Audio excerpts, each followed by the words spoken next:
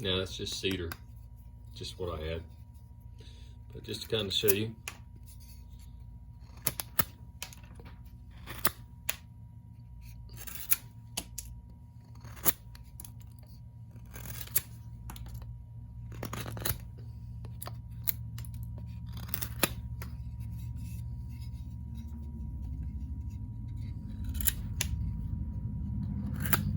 Now this is more about geometry.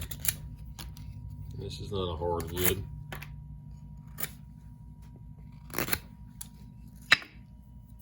There shouldn't be any edge damage doing something like that.